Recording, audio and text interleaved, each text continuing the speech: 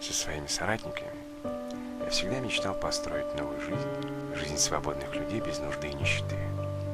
Я мечтал, что мои соотечественники станут активными творцами нового общества и нового государства. Но знал ли я тогда, что мое имя будет на устах всех якутян? Думаю, нет.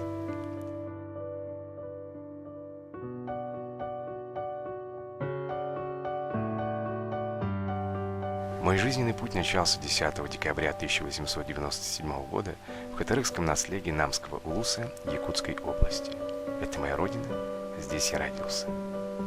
Из-за бедности моих родителей Анастасии Леонтьевны и Кира Васильевича Амосовых с 4 лет я воспитывался у дяди. Я окончил Якутское городское училище, Якутскую учительскую семинарию, а также учился в Институте Красной профессуры.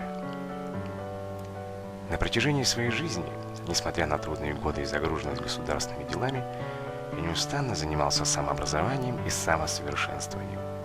Я написал 8 книг и брошюр, свыше 500 опубликованных в центральной и региональной печати. Я свободно владел русским, казахским, киргизским языками, читал на английском и немецком языках, любил рисовать, петь, играть на гитаре. Благо природа щедро одарила меня. Находясь на ответственных постах, я старался внимательно и бережно относиться ко всем представителям якутской национальной интеллигенции. В июле 1922 года я написал открытое письмо к национальной интеллигенции в разгар гражданской войны, дабы прекратить ее. К счастью, старания оказались не напрасны, и война закончилась. Будучи председателем Совета народных комиссаров Якутской ССР, в 1925 году я выступил инициатором организации научной экспедиции Академии наук СССР по комплексному изучению производительных сил Якутии. Это была первая научная экспедиция такого масштаба, организованная на территории всего Советского Союза. А в 1927 году меня избрали председателем ЦИК Якутской ССР. В это время были заложены основы развития производительных сил республики. Также я стоял у истоков киргизской государственности, а в июле 1937 года на первом съезде КПБ Киргизии был избран первым секретарем Центрального комитета. 28 октября 1937 года моя кандидатура была выдвинута на пост Верховного Совета СССР первого созыва.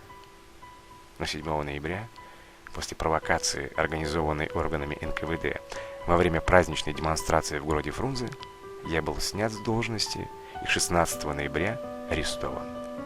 Так начался мой мучительный путь на Голгофу, полный физических страданий и душевных мук. 28 февраля 1938 года меня привезли в Москву, где я снова и снова подвергался нечеловеческим пыткам. 28 июля я был приговорен к расстрелу. В тот день для меня все закончилось. Но я неустанно верю, что труды мои были не напрасны. Верю, что в мире еще много молодых людей, готовых изменить нашу жизнь к лучшему. И я знаю, что это по силам каждому, и история моей жизни есть тому подтверждение.